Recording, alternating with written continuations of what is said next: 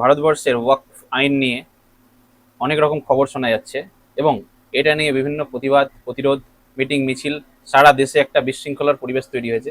কারণ কেন্দ্র সরকার ওয়াকফ আইনে সম্প্রতি নতুন সংশোধনী নিয়ে এসেছে এবং রাষ্ট্রপতির সাইন দ্বারা সেটা আইনে পরিণত হয়েছে। তার উপরই একাধিক মামলা কিন্তু দেশের শীর্ষ আদালত অর্থাৎ সুপ্রিম কোর্টের কাছে যায়।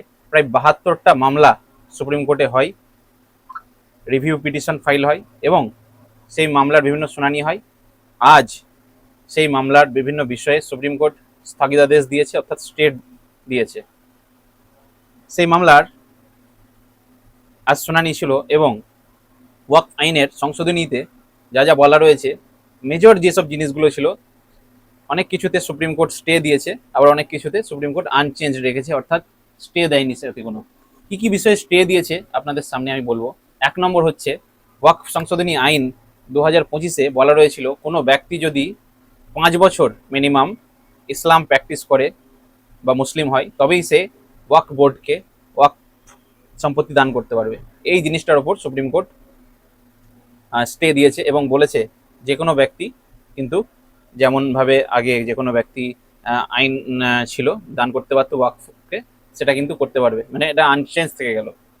2 নম্বর হলো নতুন ওয়াকফ সংশোধনী আইনে কেন্দ্র সরকার বা পার্লামেন্ট আরও নিয়ে এসেছিল যে কোনো সম্পত্তি সেটা ওয়াকফ কিনা ওয়াকফ নয় এটা বিচার করতে পারবে, সিদ্ধান্ত নিতে পারবে জেলা কালেক্টর। এই ক্ষমতাটাকেও খর্ব করে সুপ্রিম কোর্ট বলল যে আগের যে সিস্টেম ছিল ট্রাইব্যুনাল বা কোর্ট ডিসাইড করতে পারবে কোনো সম্পত্তি ওয়াকফ কিনা ওয়াকফ ন, অর্থাৎ এটার উপরে স্টে লাগিয়ে দিল।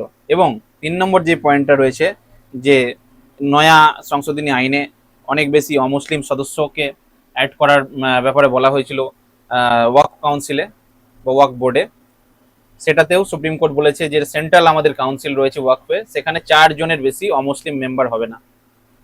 এবং আরও একটা বিষয়ে সুপ্রিম কোর্ট স্টে দিয়েছে বা সুপ্রিম কোর্ট রিকমেন্ড করেছে যে ওয়াকফের যে সিইও বোর্ডের যে সিইও হবে, চিফ এক্সিকিউটিভ অফিসার, তাকে মুসলিম হিসেবে রাখার চেষ্টা করবেন।